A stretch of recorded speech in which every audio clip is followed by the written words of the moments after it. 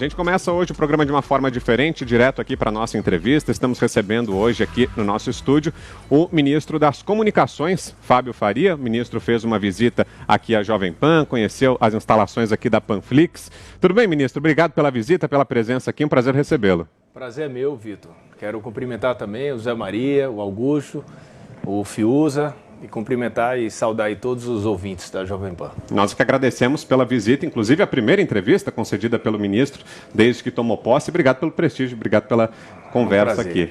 Ô ministro, para começar, queria que o senhor falasse um pouquinho sobre as atribuições dessa pasta, né? Um ministério novo, recém-criado agora pelo presidente Jair Bolsonaro. Exatamente quais são as funções e o que é que o presidente espera? Por que ele recriou esse ministério, o Ministério das Comunicações? Quais têm sido as principais atribuições aí nesses primeiros dias?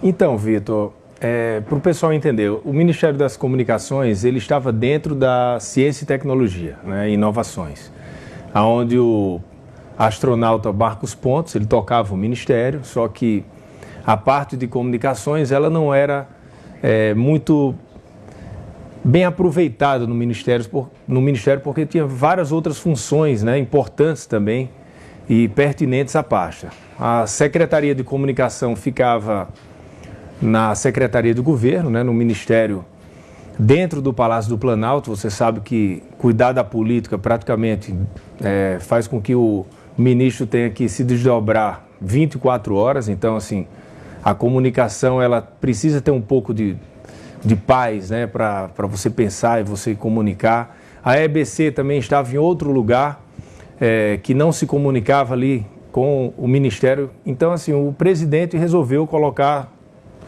isso tudo na mesma vertical, né, com os Correios abaixo também, a Telebrás, a Anatel. Então, assim, nós temos hoje uma pasta de comunicações que vai cuidar da comunicação do governo, né, que vai também ajudar a mostrar as coisas que o governo vem fazendo. É um governo que performa muito bem, que tem várias entregas e muitas vezes não chega lá na ponta, não chega aonde deveria chegar.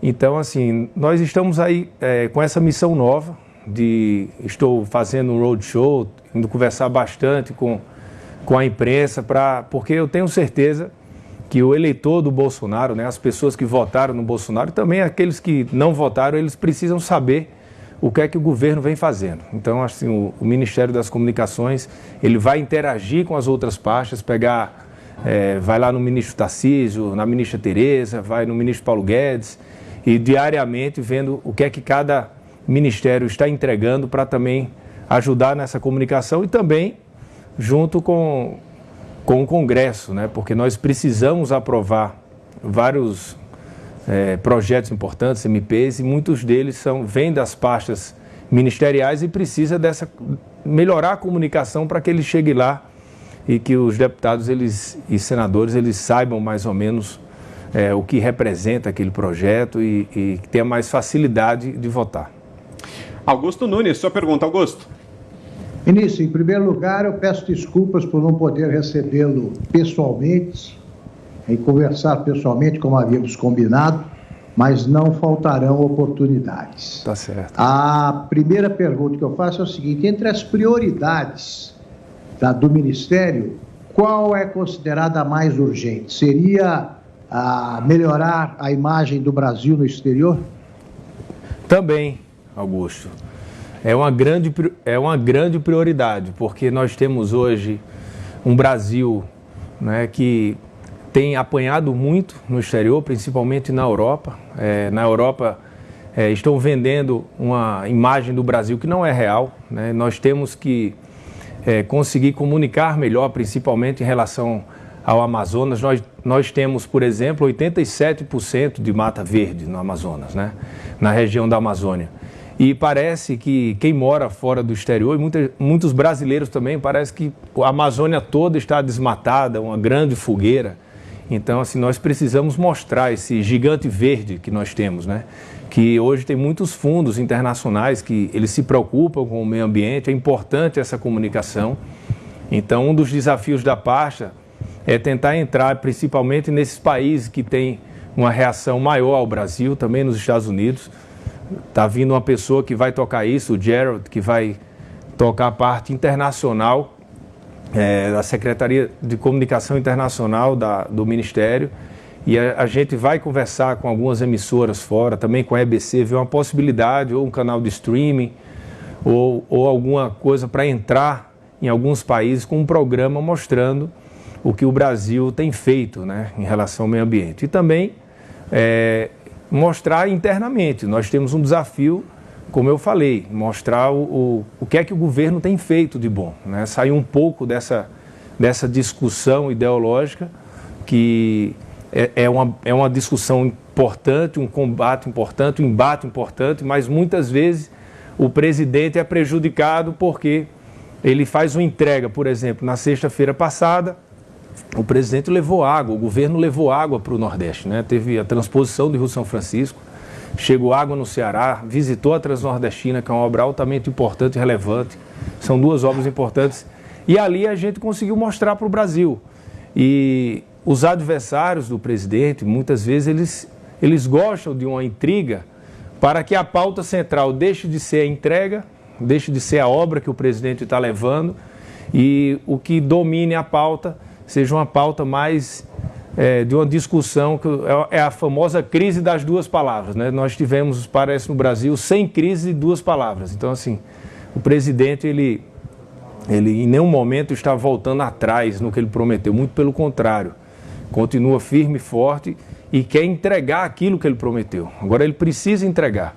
E a comunicação, eu acho que veio a calhar nesse momento, porque é um governo que tem muitos ministros competentes, pastas competentes, que estão fazendo bons projetos. Eu acho que a partir de agora isso deve chegar à população. Mais uma pergunta, José Maria Trindade. Diga, Zé. Pois é, ministro, prazer falar com o senhor, e que bom que o senhor tenha começado aí o seu trabalho com a imprensa exatamente pelo Grupo Jovem Pan, vindo aqui à Rede Jovem Pan, seja bem-vindo. Agora, ministro, nós estamos diante de uma nova realidade, um mundo novo em comunicação.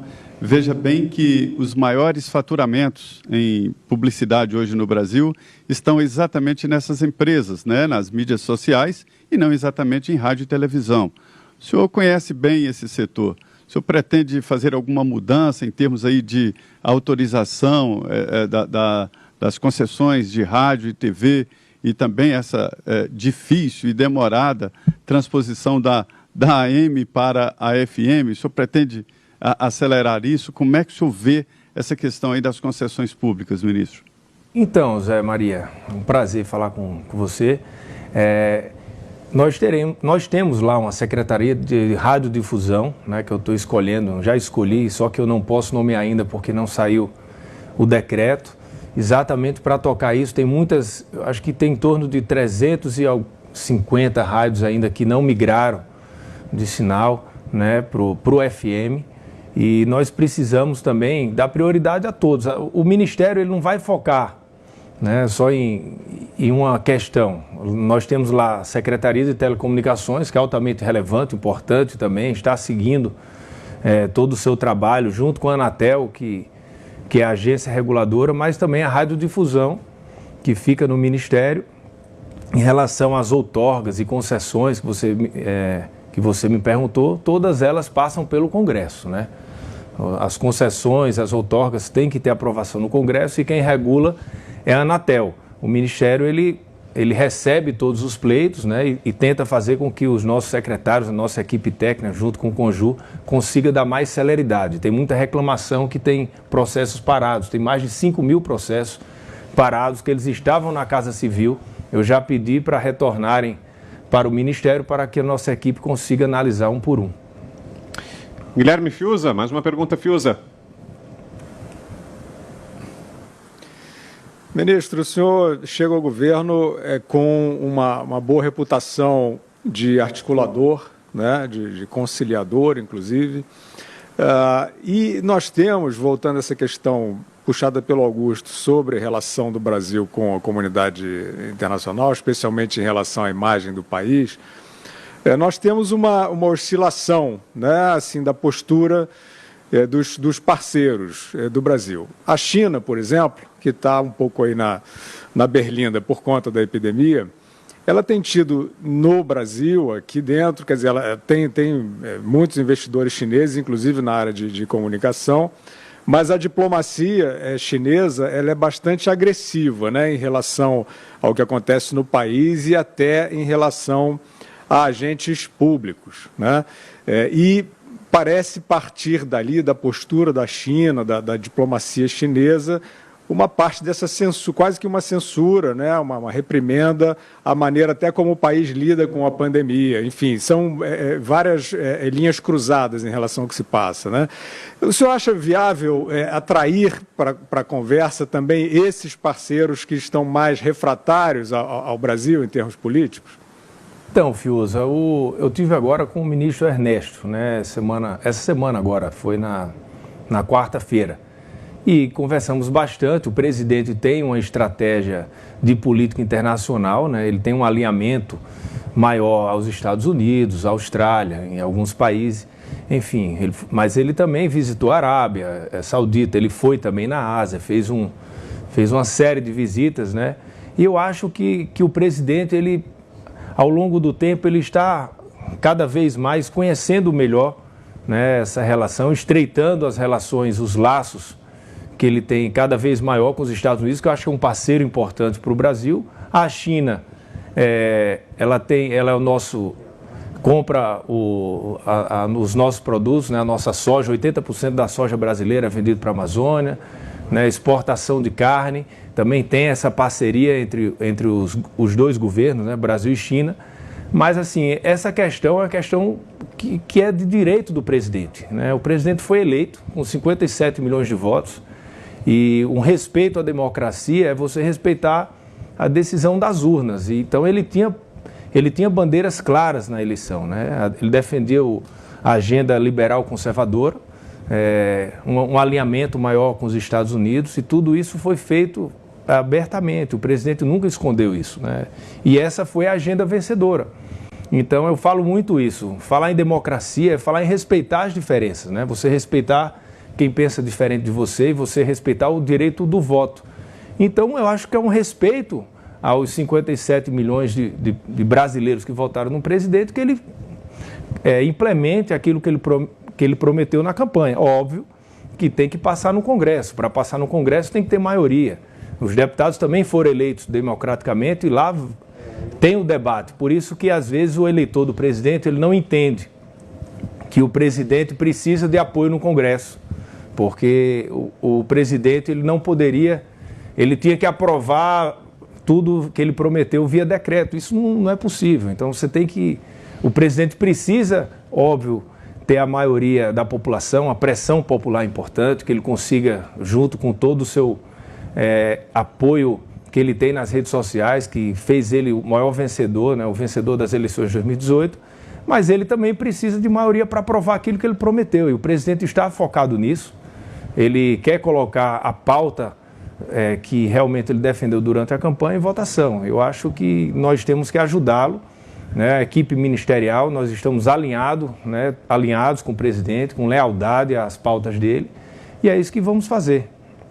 Ô ministro, inclusive, hoje saiu a informação de que o Ministério estaria pensando em recriar a TV Brasil Internacional. Procede essa informação? O senhor falou agora sobre uma plataforma de streaming. É a isso que o senhor se refere, ministro? Então, Vitor, ainda está numa fase muito embrionária, né? Nós estamos há 15 dias, não tem nem ainda... Eu tive uma reunião só com o presidente da EBC, né? Existe essa ideia de formarmos uma plataforma internacional.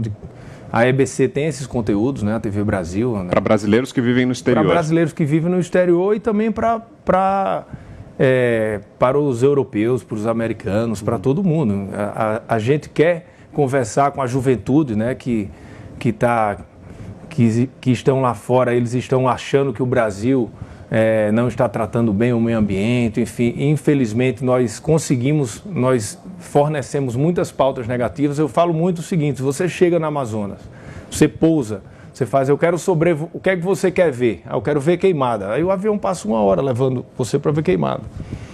Mas se você quiser ver Mata Verde, você fica 5 horas vendo Mata Verde. Então, assim, a imprensa internacional tem dado muita cobertura em relação a uma realidade que não é a verdadeira. Então, assim, nós temos problemas sim, nós temos que conter alguns avanços sim, mas nós temos um país que é 66% verde, que nenhum outro país tem isso, né? Uma Amazônia que tem 87% de preservação. Assim, a maioria dos países de fora, você vê países que tem muito gelo, que tem muita terra, e o Brasil não. Agora a gente precisa vender isso, né? Então, assim, esse é um debate difícil, não é fácil, mas eu acho que o governo tem que enfrentar esse tema, ele tem que discutir, ele tem que falar mais, tanto aqui como lá fora. De repente chamar os chefes de Estado após a pandemia para uma reunião no Amazonas, colocar todos eles dentro de um avião para ficar sobrevoando, para eles entenderem o que é o Amazonas e nas reservas indígenas, para eles entenderem como é que funciona. Eu acho importante, porque você vai ouvindo tantas vezes a mesma versão que acaba virando verdade e não é a realidade que nós temos. Augusto Nunes, mais uma pergunta. Augusto. Ministro, o senhor vai precisar, evidentemente, estabelecer parcerias com outros ministérios, né? E eu vou me referir especificamente ao Ministério do Turismo, que pode ajudar nesse seu esforço. Eu fico muito impressionado com o número muito pequeno de pessoas, brasileiros inclusive, que conhecem a Amazônia. A maioria das pessoas que dá palpites, emite opiniões sobre a Amazônia não conhece a região, nunca foi lá.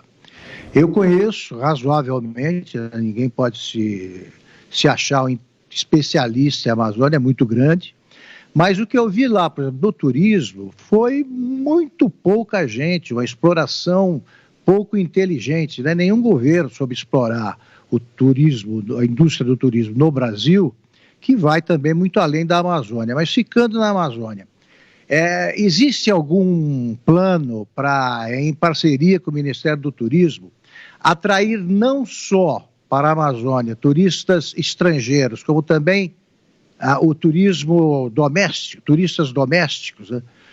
A tendência em países grandes é fazer o turismo interno, né? Levar um mineiro para conhecer a Amazônia, o cearense para conhecer as cidades históricas de Minas, etc.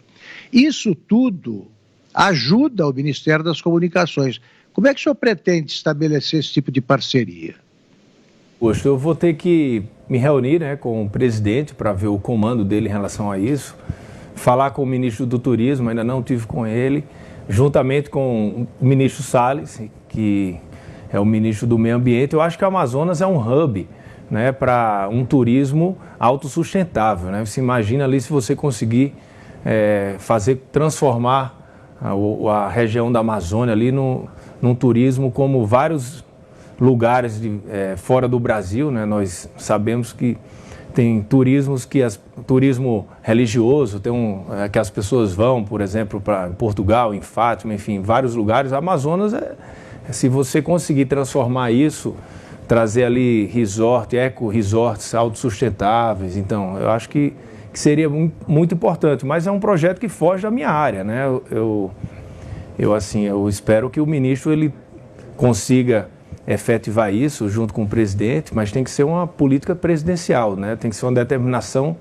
do presidente Jair Bolsonaro e eu estarei ali para dar suporte ao ministério, né? Não cabe à minha pasta avançar nesse tema, mas assim, eu me agrado muito da ideia. Zé Maria Trindade, mais uma pergunta. Zé. Pois é, ministro. Tradicionalmente, o Ministério das Comunicações, sempre muito forte, foi ocupado por Antônio Carlos Magalhães, por nomes importantes na política nacional, né?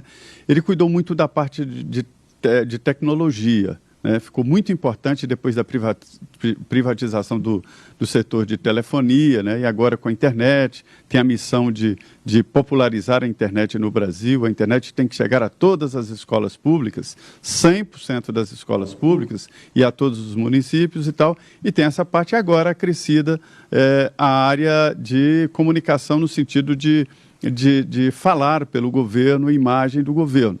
É a primeira vez que esses dois lados são unificados no Ministério das Comunicações. Por parte da tecnologia, o senhor vai decidir aí sobre o 5G. É uma decisão muito importante para o Brasil e os lobbies estão caindo por aí. E na parte de comunicação é de como o presidente vai falar, ele já fala diretamente com o povo, né, através de lives e tal. Como é que será essa junção? O Ministério das Comunicações será mais comunicação social ou mais de comunicação de tecnologia? Então, José, não tem como você fazer com que o Ministério ele atenda mais um setor do que o outro, né? Até porque nós temos lá duas secretarias, uma de telecomunicações e a outra de radiodifusão, né? E elas têm que caminhar juntas, né? Não dá para você priorizar um setor. Agora, óbvio que nós temos o 5G, que o leilão estava previsto para final desse ano, né, 2020. Provavelmente será no ano que vem, até pela pandemia, os testes, né, não conseguiram fazer todos os testes de campo.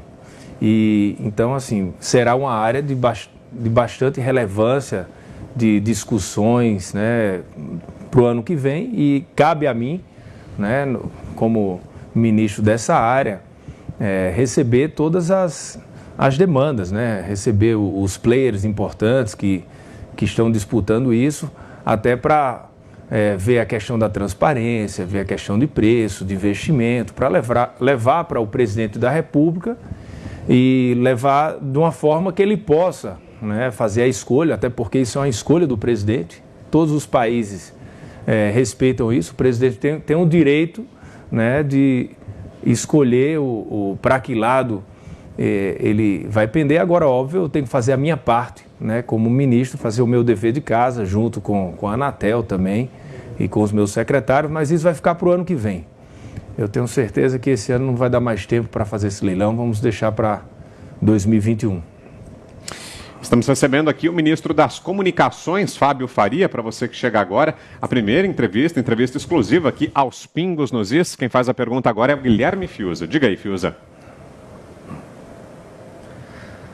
Ministro, o senhor tem bom trânsito no parlamento, inclusive a sua escolha, a sua ida para o governo foi elogiada pelo presidente da Câmara, Rodrigo Maia, que é um crítico quase que sistemático do governo.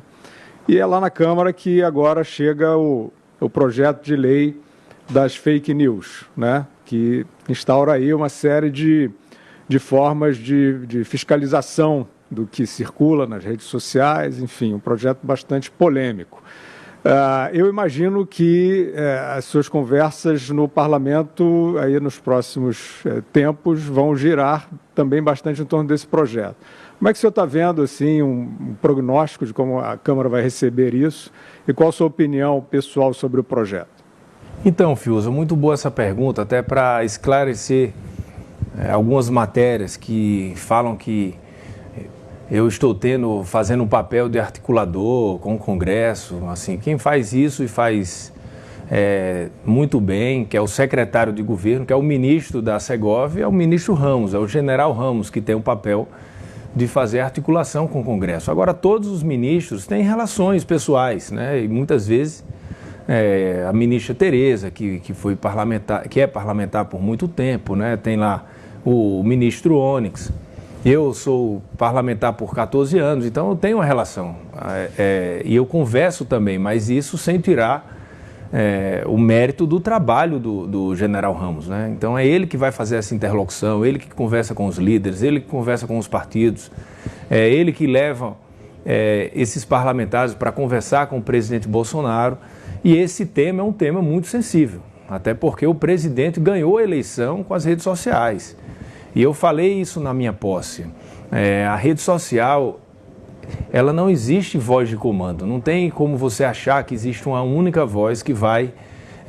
olha, agora vamos fazer isso e todo mundo vai seguir. Assim, se o presidente descumprir alguma coisa que ele prometeu na campanha, ele vai sofrer as mesmas coisas que o adversário dele sofre nas redes sociais. No mesmo dia, se eu falar alguma coisa que os eleitores, né, fiéis do Bolsonaro não gostam, eu sofrerei críticas. Então, assim, é muito orgânica a internet, né? São largas avenidas ali que elas convergem, divergem. Às vezes vamos subir uma hashtag X, ela tem um alcance maior, outra menor, por quê? São convergências ali, divergências que não dá para controlar. Então, acho que tem muito, tem um mistério em relação a isso, e eu conheço de bem, eu conheço de perto, e eu sei que esse projeto, por exemplo, entrando no mérito do projeto, que passou no Senado, eu recebi quatro cartas, uma do Facebook, uma do Twitter, uma do Instagram e uma do WhatsApp, as 4, Fiuza, pedindo para que conversasse com o parlamento, porque esse projeto não estava bom. O presidente já foi para as redes sociais e disse que ia abrir uma consulta pública em relação a isso. E eu li uma matéria hoje de que talvez esse projeto sofresse algumas mudanças na Câmara, né? Porque eu sei que estamos no meio de uma discussão em relação a esse tema, e às vezes quando você quer fazer no auge da discussão um projeto, ele sai pior do que a emenda. Então, assim, não é o meu trabalho, não é a minha função de dialogar com o parlamento nesse sentido.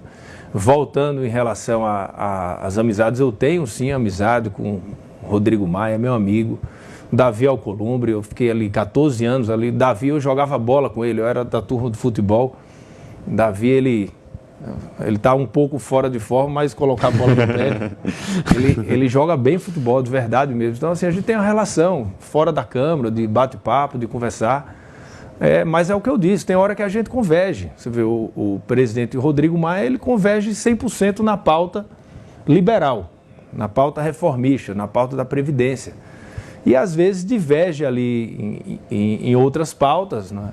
A pauta mais conservadora. E muitas vezes o eleitor do Bolsonaro, quando ele vê uma pessoa que entra contra a pauta dele, eles vão para o ataque, né? Aí começa aquela discussão, que é normal. E assim, muita gente não entende mais ou menos como funciona isso, né? Por isso que eu acho que um tema tão sensível, tão relevante, não pode ser discutido às pressas. Acho que tem que ter um amplo debate, o governo tem que ter o direito de opinar sobre isso. É importante ouvir o Supremo também, mas ouvir também o governo federal, até porque o presidente é o chefe do executivo. Então, assim, se eu tivesse de dar uma opinião em relação a isso, eu acho que o presidente Rodrigo Maia deveria dialogar com o presidente Bolsonaro, junto com o Davi, junto com o general Ramos, e os 4, né? O presidente do Supremo também, sentarem numa mesa para debater, para não fazer um projeto que o ano que vem ele traga problemas e tem que fazer um outro novo. Então, assim, eu recebi esses inputs aí, né, dessas 4 plataformas, e eu acho importante ouvi-las, de repente fazer uma audiência pública, né? Porque política se faz assim, ouvindo todos os lados, né? Você entra numa mesa, tem um altamente radical de um lado, o outro de outro, e no final quem conseguir puxar o consenso mais para o seu lado, que vence, entendeu? Você tem que formar a maioria. Sem maioria não aprova. Então, essa aqui fica o meu conselho aí, o que eu faria em relação a esse tema. Ô ministro, e antes do intervalo o senhor falou sobre futebol, jogar bola com o Davi Alcolumbre, vou perguntar sobre isso então, assunto que deu que falar ao longo dessa semana, que é a medida provisória do futebol. Ela foi assinada pelo presidente Jair Bolsonaro já faz alguns dias, e a mudança mais importante é que ela permite que os clubes mandantes de uma partida de futebol, o dono da casa, como a gente costuma dizer, transmita e negocie ele próprio com quem vai transmitir a partida. É uma mudança importante porque até agora a negociação era feita pela confederação que dominava o campeonato. E isso gerou muita reação. O Flamengo já transmitiu nessa semana um jogo, teve uma audiência expressiva pela internet, no canal dele, Flamengo, no YouTube, e isso gerou uma reclamação da emissora que detém o direito de transmissão do campeonato estadual lá do Rio de Janeiro. A Globo, né, não tem motivo para não falar, a Globo reclama muito e tem essa queda de braço aí entre o Flamengo e a Globo. Como é que o senhor vê essa questão? Acredita até na possibilidade de judicialização disso, já que a Globo alega que não poderia ter sido alterada a regra porque ela já tinha comprado o campeonato, então é possível que isso vá parar na Justiça, ministro? E como estão as negociações no Congresso? Porque por ser medida provisória, a Câmara e o Senado precisam referendar. Como é que estão as negociações e a possibilidade de judicialização? Então, Vitor, você falou muito bem, né? Essa MP ela foi editada, até foi no dia da minha posse, acho que foi no outro dia, no dia seguinte. Isso. O secretário de Esportes, ele fica abaixo do ministro Onyx, da Cidadania, né? Foi a Cidadania que assinou, ele não passou pelas comunicações, até porque não passou pelo ministro Pontes, né, que não seria eu, não passou pelo Ministério de Ciência e Tecnologia, porque ela já estava sendo feita há algum tempo. Agora, esse é o que você falou, essa bola está no Congresso, né? Vai ser uma discussão, eu acredito que vai ser um tema polêmico, quente, que vai ser uma discussão enorme lá dentro do parlamento. O governo vai defender o seu ponto de vista, né, junto com alguns clubes que já estão se movimentando. Eu vi que tem uns 7 clubes lá na semana passada. Palmeiras mostrou apoio hoje também, à medida? Eu acho que alguns clubes mostraram, mas essa é uma discussão que também vai ser o secretário de governo, né? Vai ter que, junto com os líderes, abrir esse debate. Eu não, assim, a parte técnica dessa medida provisória, eu confesso que eu não tenho conhecimento, né? Eu não peguei e não estudei esse tema, até porque eu entrei já caiu, né? No outro dia já tinha dado essa publicidade em relação a isso, mas assim, cabe ao governo, né, vencer o debate lá no Congresso, e porque várias MPs já caducaram, né, algumas MPs, outras o governo ganhou, outras o governo perdeu, e essa do futebol eu acho que será a MP mais polêmica aí do segundo semestre. Eu não sei como o Congresso vai se portar. Será que há o risco de parar na justiça? E como é que o senhor rebate, inclusive, essas acusações aí de que a medida mexe com campeonatos que estão em andamento? Teria alguma ilegalidade nisso ou não procedem essas críticas? Aí quem tem que responder é a vertical jurídica do governo. O Levi, com o ministro que é o ministro da AGU, que defende essas legalidades, junto com o ministro Jorge também, com o ministro André. Aí eu não quero entrar também na seara deles, não, porque não é minha área. Perfeito. Augusto Nunes, mais uma pergunta. Augusto. Ministro, o senhor já deixou claro que não é responsável pela articulação política do governo. Claro, o senhor tem relações com deputados, mas não vai cuidar disso. Então a pergunta é dirigida não ao ministro que acabou de chegar, mas ao deputado federal que acabou de sair do Congresso. Espero que por bastante tempo. Aproveitando essa experiência do senhor, eu fiquei preocupado com o resultado da votação no Congresso da chamada Lei das Fake News, que eu não imaginava que 44 senadores que aprovaram o texto do projeto fossem endossar uma obscenidade que é a tal rastreabilidade das mensagens, de todo o conteúdo dos aplicativos aí que permitem trocas de mensagens, etc. Achei um absurdo, porque é violação da privacidade, é violação de correspondência, é supressão do direito de liberdade de expressão. Então, achei o Senado dividido aí um mau sinal, até porque o Senado aprovou. Na Câmara, pelo que o senhor conhece da Câmara, existe essa mesma divisão? É tão grande o número de pessoas que aprovam uma medida que claramente suprime a liberdade de expressão?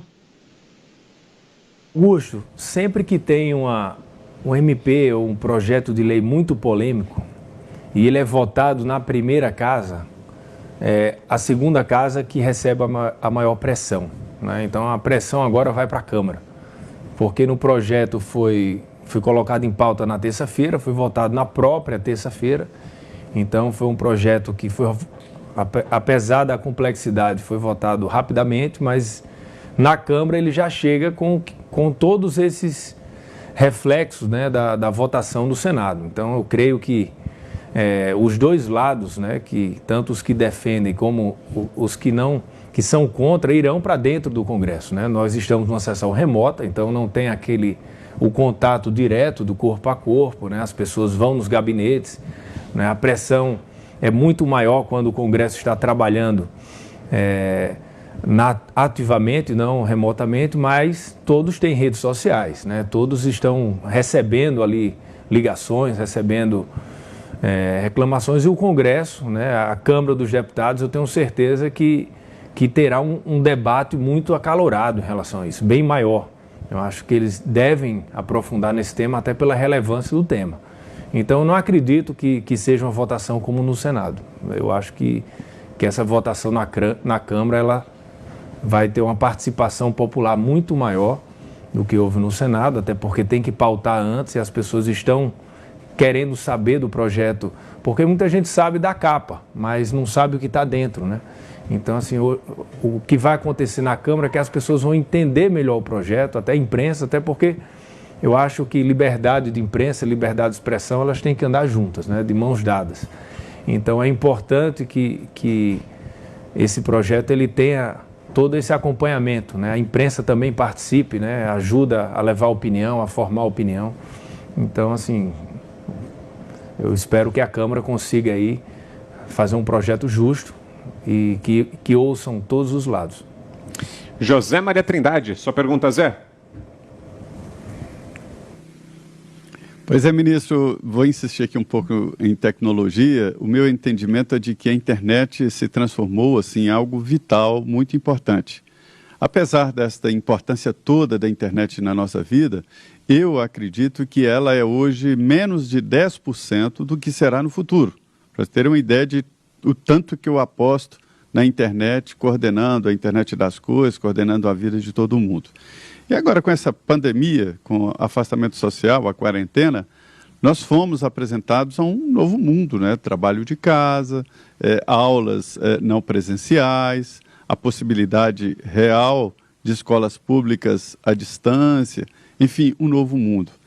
Eu queria exatamente perguntar para o senhor se o aparato público está preparado para dotar as escolas públicas de tecnologia capaz de melhorar a vida dos alunos e se o senhor vai mesmo seguir nessa tentativa aí de levar a internet a todos os cantos do país. Então, Zé Maria, eu falei isso no dia da posse, né? O Brasil estima-se que tenha 80% né, de cobertura de banda larga, né? Mas eu nem acho que chega a ter esse número todo. Mas se vamos supor que seja realmente os 80%, então temos 40 milhões de brasileiros sem acesso à banda larga, né? Imaginem as pessoas que estão reclamando da quarentena, né? Reclamando desse período de pandemia, mas trabalhando de home office, fazendo Zoom, estudando à distância, né? Conseguindo manter a sua universidade, sua escola, enfim, o seu trabalho, falar com os pais à distância, né? Muitas vezes os avós, imagina quem não tem, né? Então, assim, nós precisamos, eu falei que o presidente quer acelerar isso é uma meta do Ministério, levar banda larga ao resto do Brasil. Nós precisamos avançar rapidamente, nós já temos hoje estrutura para isso, já temos expertise em relação a isso, então é um desafio que eu tenho e que eu vou cobrar isso de todos que fazem a minha equipe. Pode ter certeza, Zé Maria. Isso é um projeto de inclusão digital, é bem pertinente, porque no futuro, imagina outra pandemia, alguma coisa que aconteça, ou a mudança mesmo das rotinas de trabalho, né? As pessoas têm que ter acesso a isso. Então, assim, nós temos que levar banda larga para todos os brasileiros. Então, isso não é um discurso apenas aquele discurso que a pessoa faz e não entrega. Nós temos que ter responsabilidade nisso. E o presidente comandou e a gente vai fazer. Até porque acontece muitas vezes que o ministro faz uma grande entrega e diz, aquele ministro é bom, apesar, não. Os ministros do governo são ministros indicados pelo presidente Jair Messias Bolsonaro. Então, se o ministro faz uma grande entrega, ele está sendo sob o comando do presidente. Então, assim, isso é um ponto que eu vou fazer questão de falar. Porque muitas vezes, olha, o governo não está bem, mas o ministro tal e tal, eles são bons. Não, eles são bons porque é a melhor equipe ministerial já escolhida, uma equipe boa que o presidente fez em todas as áreas. E todos, eu estou lá há pouco tempo, mas todos se reportam ao presidente, todos. Tudo que os ministros vão fazer, eles conversam com o presidente dá as missões a cada um e as entregas dos ministros são entregas do presidente, são entregas do governo e isso tem que ser reconhecido. Tanto reconhecer na hora que errar, mas também precisamos que reconheça os acertos. Isso faz parte da nossa visão que eu tenho e o que eu quero levar É isso, é que as pessoas saibam que tem um presidente que tem um comando da sua equipe e que tem uma equipe muito competente. Guilherme Fiuza, sua pergunta, Fiuza. Ministro, e já dá para falar, para a gente estimar um cronograma para essa expansão da banda larga? Porque essa questão do futebol, por exemplo, né, se essa tendência se confirmar, do futebol transmitido, né, por rede social, por YouTube, etc., aí faz uma diferença muito grande, né, em relação à TV aberta, esses 40 milhões que não vão poder assistir, né, ou pelo menos nas regiões que vão precisar acorrer a algum local que tenha, mas principalmente essa questão é por região. Então, algumas regiões vão ficar cegas, por exemplo, em relação a essa tendência de transmissão do futebol. Eu sei que a gestão é inicial ainda, mas já um esboço assim, de cronograma para essa cobertura de banda larga? Então, Fiuza, eu tenho que ser muito sincero, né, com as minhas palavras aqui. Eu não tenho ainda esse cronograma, até porque eu estou há 2 semanas no Ministério, né, 12 dias, e eu estou formando ainda a minha equipe. Mas assim que eu tiver, eu farei questão de anunciar, né, para dar transparência, para que as pessoas saibam em que tempo podemos alcançar, né, atingir, sei lá, 85%, 90%, quando chegaremos a 100%, até porque tem a região da Amazônia inteira, né, que nós também temos que chegar lá, mas eu não tenho ainda condições de falar para você, adiantar um cronograma.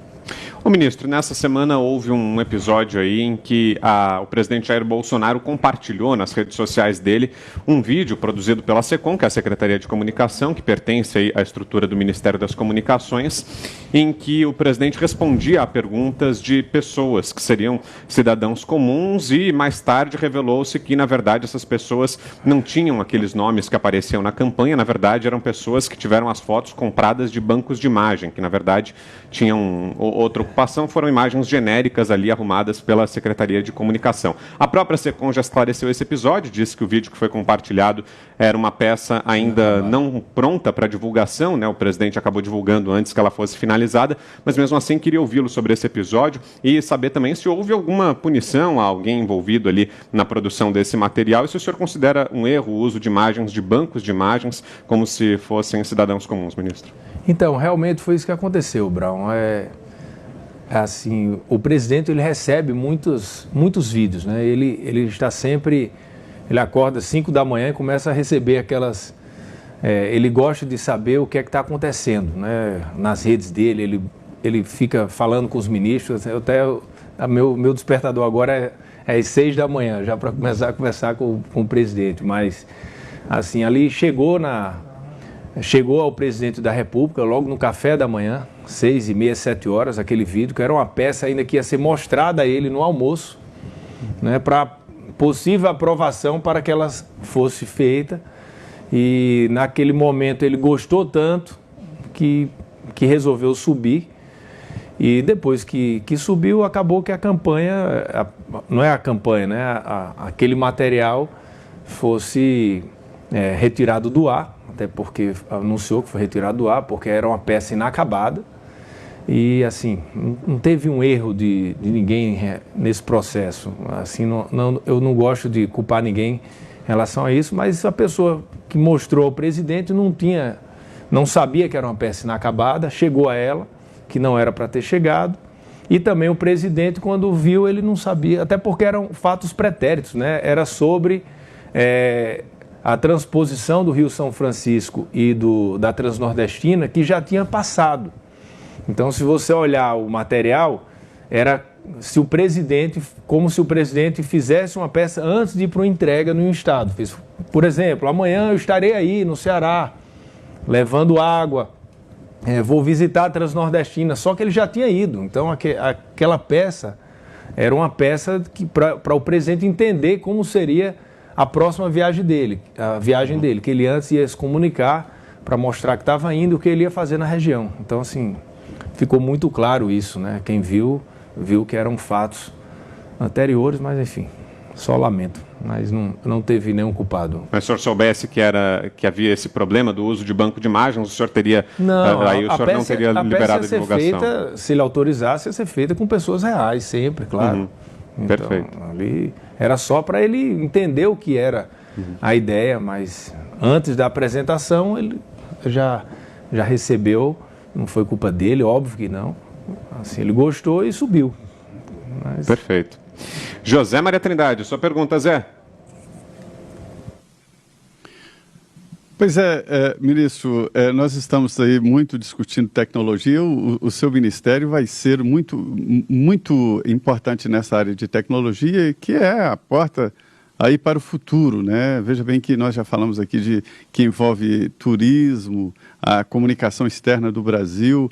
O ministro do Meio Ambiente me disse que está sendo formado um grupo exatamente e talvez contratar uma plataforma internacional para defender a imagem do Brasil, mas existe um mercado interno e um mercado externo.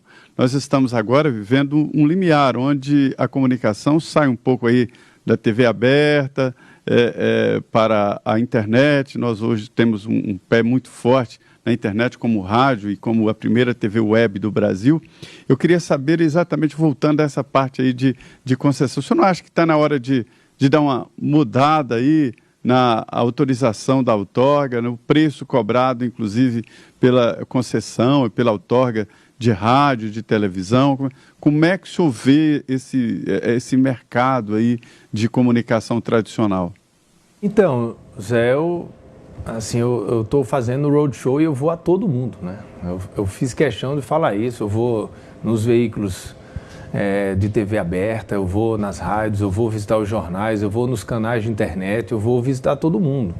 Até porque eu preciso conversar com todos para depois conversar com a minha equipe ministerial, equipe técnica, ver as demandas. Como eu disse, tem 5 mil processos só na Secretaria de Radiodifusão do Ministério, que eu preciso entender por que eles estão parados, né? O que é que tem que a gente não consegue fazer andar isso. Então, assim, a minha ideia é dar celeridade, tentar entender o que está acontecendo. A máquina pública, ela é muito burocrática, né? Você tem que... E também, se você quiser levar para o setor público como é no privado, é diferente. Porque lá você vai se constranger, porque você vai ter que aprovar no Congresso, você vai ter que passar pelo Conjur, você vai ter que aprovar nas 2 casas, volta. Então, assim... é preciso você entender um pouco como funciona Brasília, né? Para você não se decepcionar com a demora, né? Mas, assim, eu pretendo, óbvio, olhar com um novo olhar em relação a esse tema, até porque nós estamos aí num novo momento, né? 2020 já, entendeu? Vamos ter um momento pós-pandemia, onde as pessoas ficaram nem sei quanto tempo em casa, né? 3, 4, 5 meses em casa. Então, assim, eu acho que o Ministério das Comunicações deve relevar esse tema, sim. Nós vamos dialogar e fazer o que é certo, fazer o que é justo, com austeridade, com transparência e tocar. Guilherme Fiuza, mais uma pergunta. Fiuza. Ministro, essa questão do 5G, o senhor já disse que a decisão, esse processo se dará no ano que vem, mas... É uma área, quer dizer, uma nova tecnologia que vai ser muito importante e que envolve uma série de especulações, né? A gente está num mundo, de fato, que vai ficando muito devassado. A gente viu o escândalo da espionagem pelo governo americano, ainda na gestão Obama, que quebrou comunicações, aí inclusive de chefes de Estado em algumas partes do mundo. E o 5G vem aí com essas especulações, por ser uma tecnologia... da qual a China participou do desenvolvimento. O que o senhor acha, ministro, assim, em relação a essa nova tecnologia, como, né, dentro dessas especulações, como uma tecnologia que pode favorecer, devassar um pouco mais, desproteger um pouco mais cidadãos, instituições e governos em relação a esse tipo de interferência? Então, Fiuza, esse é um tema... acho que é um dos principais temas, né, assuntos, né, que nós teremos no ano que vem. E eu estarei alinhado 100% com o presidente Bolsonaro em relação a isso. Eu vou conversar com ele, eu já conversei com ele, tive uma primeira conversa, vou receber todos os players, todos que estão, né, disputando, né, a questão do 5G. Pretendo fazer viagens também, logo após o Covid. A minha primeira agenda vai ser isso, fazer uma visita em loco, até para poder entender. Mas eu vou ouvir o presidente Bolsonaro. Assim, eu vou dar subsídios para ele. Eu vou, aqui, presidente, esse caminho é assim, esse aqui tem isso, esse aqui tem esse risco. E é com o senhor, porque eu sou ministro das comunicações indicado por ele. Então, assim, eu tenho que fazer o meu trabalho para que ele possa escolher, entendeu? Então, assim, eu nem quero me adiantar sobre o tema, mas a única coisa que eu posso falar sobre isso é um alinhamento com o presidente. O que o presidente disser, e se estiver dentro das condições, né, do Ministério que a gente possa fazer, ninguém vai descartar nenhum player, ninguém vai tratar de uma forma unilateral isso, mas assim, obviamente que é uma decisão presidencial, é um tema de país, que envolve o país, né? E esse é um assunto que o presidente, pessoalmente, ele com certeza vai estar a par. Ele quer participar desse assunto, ele já me falou sobre isso. Ô ministro, desde a posse do senhor, há quem aponte a chegada do senhor ao governo até como um símbolo da aproximação do presidente Jair Bolsonaro com o bloco do Centrão. Queria saber do senhor, em primeiro lugar, se o senhor concorda com essa definição, porque muitos parlamentares e ministros não gostam que o partido ao qual eles pertencem sejam colocados como integrantes do Centrão. O senhor pertence ao PSD, que tem como presidente o Gilberto Kassab, então queria saber se o senhor concorda, em primeiro lugar, com essa classificação do partido como Centrão e se essa nomeação simboliza uma aproximação mesmo do governo Bolsonaro com esse bloco, com o bloco do Centrão. Então, em primeiro lugar, eu fui uma escolha pessoal do presidente, né? Eu já tinha uma boa relação com o presidente Bolsonaro, nós vínhamos já conversando ao longo desse 1 ano e meio, até eu tentei ajudar muitas vezes ali na relação governo com o Congresso, né? Eu comecei junto com o presidente Rodrigo Maia, algumas vezes eu participei de reuniões e a gente começou a ter uma relação que eu falava tudo que eu pensava para o presidente. Quando eu achava que ele acertava, quando eu achava também que ele errava, como uma relação mais assim, mais verdadeira, né? Sempre tive conversas sinceras com ele, preocupado com o Brasil. E chegou um momento que ele me convidou, e no dia que eu conversei com ele, que foi numa quinta-feira, eu vim no final de semana para casa, e eu só conversei com a minha esposa. Eu não falei nem com meu pai, não falei com minha mãe, não falei com minha irmã, com minhas irmãs, ninguém da minha família. Até porque eu disse, vai que o presidente, pode ser que ele deixe para daqui a 1 mês, 2 meses, ou ele mude, né? A gente teve uma conversa ali na quinta, e no dia da minha escolha, que foi numa quarta-feira, todo mundo ficou sabendo pela imprensa, minha família inteira. Até o meu partido, o meu líder me ligou depois, o Kassab, eu fui falar no outro dia com o presidente Kassab. Então, assim, eu acho que o PSD é um partido que ele é um partido de centro, sim, mas o PSD ele vota com o governo desde o começo. Se você for olhar a reforma da Previdência, o PSD votou todo com o governo. No governo Temer, o PSD deu a grande maioria na reforma trabalhista, na PEC do teto, na terceirização. Então, assim, eu vejo o PSD é um partido com bons quadros. Então, assim, eu não gosto de rotular, entendeu? Quando você cria rótulos. Eu acho que tem deputados bons e ruins em todos os partidos, em todos, tanto da direita, como da esquerda, como do centro. Mas, assim, o PSD, ele converge muito com a pauta do presidente.